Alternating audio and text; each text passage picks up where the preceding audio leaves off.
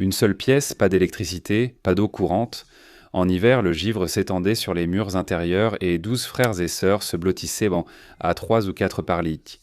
La jeune fille, qui allait un jour bâtir un empire de 450 millions de dollars, a commencé sa vie dans une maison aussi petite. Sa famille mesurait l'amour au centimètre carré.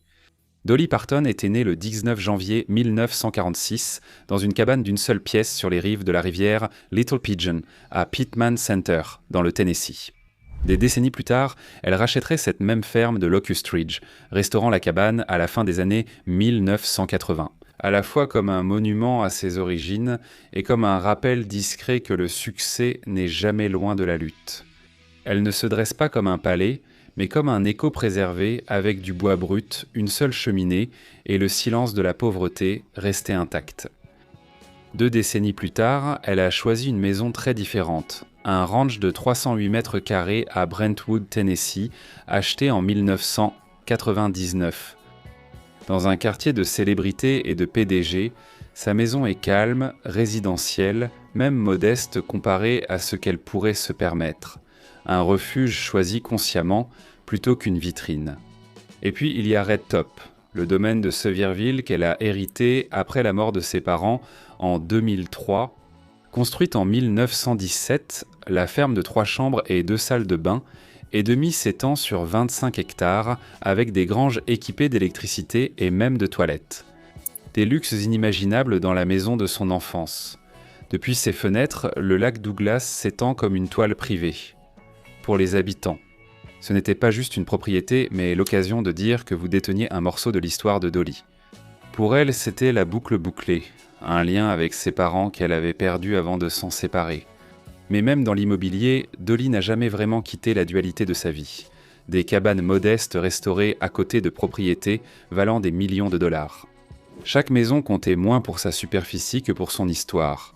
Ce sont des décors de théâtre dans sa performance continue où la richesse n'efface jamais vraiment la mémoire. Et si ces maisons ressemblaient à un scénario, son garage en était le changement de décor le plus flamboyant. Sa voiture la plus emblématique était une Cadillac d'élégance de 1997 qu'elle a conduite pendant plus de 10 ans avant de la donner au musée des voitures des stars d'Hollywood. Les fans peuvent encore monter à l'intérieur et voir son autographe gravé sur les accoudoirs, un trône devenu relique. Enfant, Dolly marchait pieds nus sur des chemins de terre pour aller à l'école. Les voitures, c'était pour les autres familles. Pour elle, une Cadillac n'était pas seulement un achat, c'était une revanche. Un monument de métal à tout ce dont elle avait manqué en grandissant. Mais le vrai véhicule de Dolly a toujours été sa voix. 2 avril 1973. Mon Tennessee Mountain Home est sorti, un album concept né directement de la cabane de son enfance. La pochette montrait la maison modeste de sa famille, transformée en objet public. Les chansons peignaient des images de lucioles, de chèvrefeuilles et de vérandas grinçant sous le poids de la famille. Ce n'était pas seulement de la nostalgie, c'était Dolly qui transformait la pauvreté en mythologie. Pour les fans, ce disque était un portail vers une Amérique à la fois en train de disparaître et éternelle.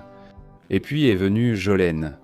Écrite après qu'une employée de banque ait développé, selon Dolly, un terrible béguin pour son mari, Carl Dean, la chanson a transformé une angoisse intime en l'un des refrains les plus obsédants de la musique country. Elle a plaisanté plus tard qu'il adorait aller à la banque car elle lui portait tant d'attention. Mais sous l'humour se cachait une blessure, la peur de perdre son partenaire au profit de quelqu'un de plus jeune, plus joli, peut-être plus libre. Des millions de personnes chantaient en chœur, sans se rendre compte qu'elle répétait l'écho de l'insécurité de Dolly elle-même. C'est là que réside le paradoxe. Une femme qui vendait des millions de disques debout sous les projecteurs en strass écrivait encore des tubes. De cette vulnérabilité, elle ne pouvait s'empêcher de ressentir à la fois de l'admiration et de la douleur, et ses faiblesses ont influencé la façon dont le monde la percevait.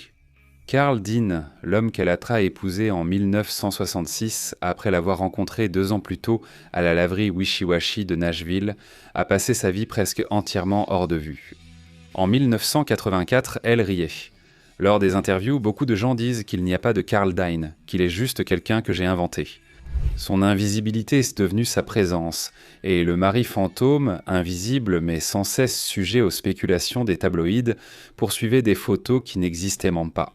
Alors que Dolly redoublait d'efforts pour préserver sa vie privée, l'ironie est profonde.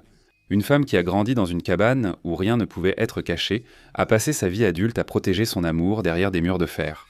Le public l'adorait, mais l'homme au centre de son monde privé restait invisible. Lorsqu'ils ont renouvelé leurs vœux en 2016 pour leur 50e anniversaire, ce n'était pas un spectacle télévisé, mais une promesse privée. Même lors des célébrations, la discrétion était de mise. Et pourtant, dans la sphère publique, Dolly était partout. Sa richesse, ses entreprises, son empire s'étendaient bien au-delà de la musique, jusque dans le béton et l'acier.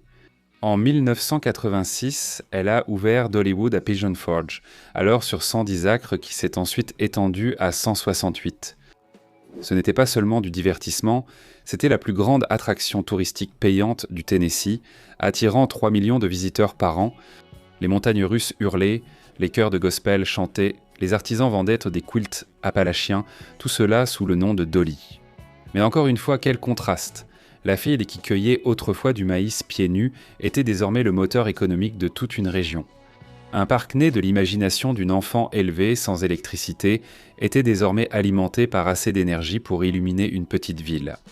Derrière Dollywood se trouvait une figure encore plus grande, avec une fortune estimée à 450 millions de dollars.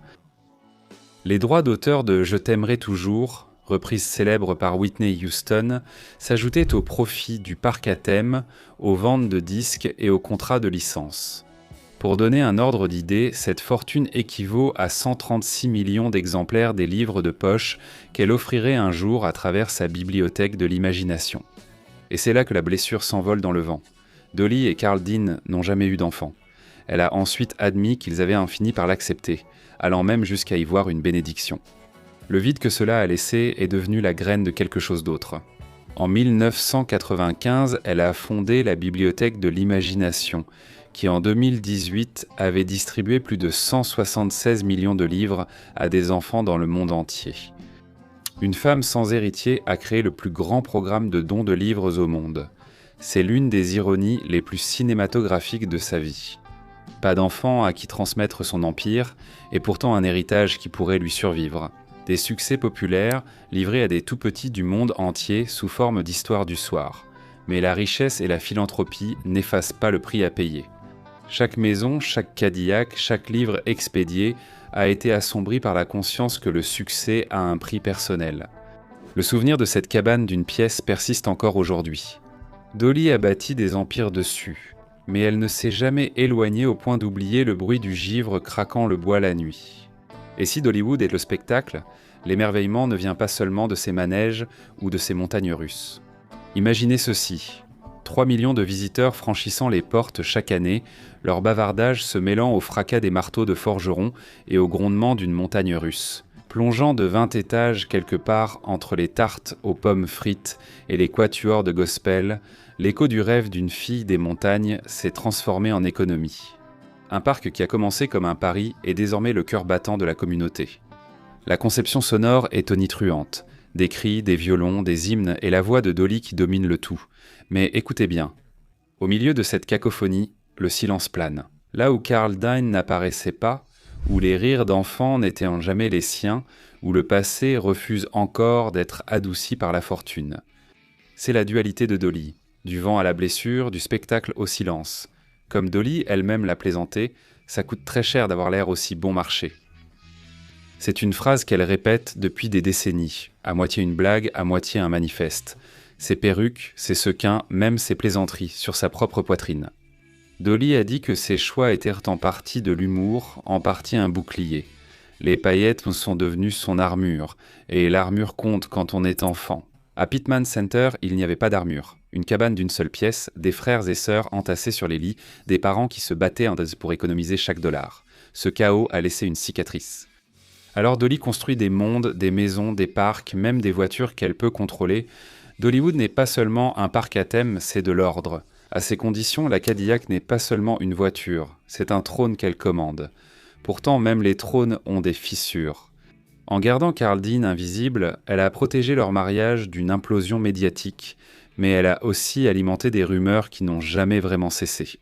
En transformant la pauvreté en musique, elle a préservé son passé, mais elle l'a aussi vendu, transformant les difficultés en une marque en distribuant des millions de livres.